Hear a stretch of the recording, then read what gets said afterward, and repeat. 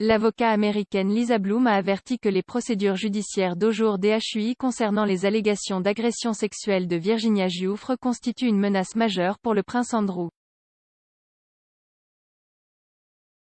La procédure préalable au procès qui se tient lundi à New York pour déterminer si le prince Andrew a reçu des documents juridiques dans l'affaire de viol de Virginia Giuffre a été décrite comme une menace majeure pour le duc.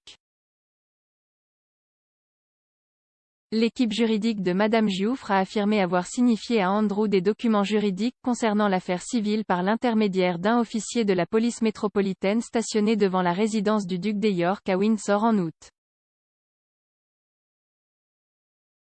Madame Giuffre a allégué qu'elle avait été forcée d'avoir des relations sexuelles avec Andrew à 3 reprises, accusation que le duc a fermement niée.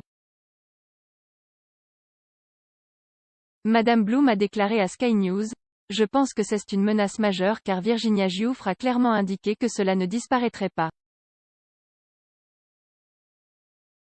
Donc, son équipe juridique a essayé de servir Prince Andrew avec des documents juridiques à plusieurs reprises.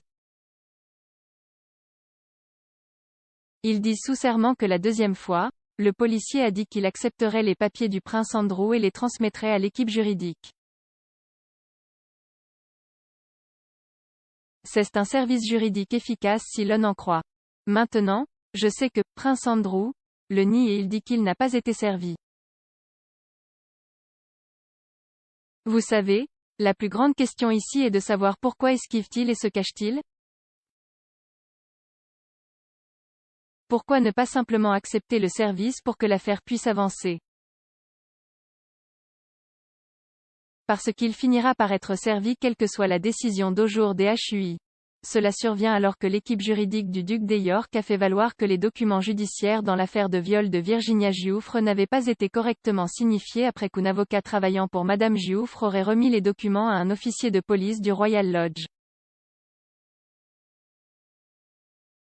Selon des documents judiciaires publiés, le déposant a rencontré l'officier de police métropolitain en service et cet officier de police métropolitaine a ensuite téléphoné à un autre officier de police métropolitaine, dont le déposant sait qu'il est le chef de la sécurité du Royal Lodge. Il ajoute, et le déposant a ensuite été informé que le processus judiciaire pourrait être confié à l'officier de la police métropolitaine aux portes principales de la propriété et que cette affaire serait ensuite transmise à l'équipe juridique. Le dossier de l'équipe juridique de Madame Giuffre poursuit en déclarant: conformément aux dispositions relatives à la signification à un défendeur individuel, en vertu de la partie 6 des règles de procédure civile, comme l'exige la Cour suprême de justice d'Angleterre et du Pays de Galles. La semaine dernière, le rédacteur en chef royal du Mirror a affirmé que l'équipe juridique royale avait conseillé au duc de maintenir un mur de silence. Russell Myers a déclaré au podcast Pod Save the Queen: au cours des 2 dernières semaines, on m'a expliqué qu'il allait maintenir ce mur de silence au milieu des allégations d'abus sexuels. Si vous parlez à un expert juridique aux États-Unis digne de ce nom, il vous dit que cela va continuer encore et encore. Peut-être 2, 3, peut-être même 5 ans, cela pourrait durer. Il y a un contexte particulièrement difficile à cela.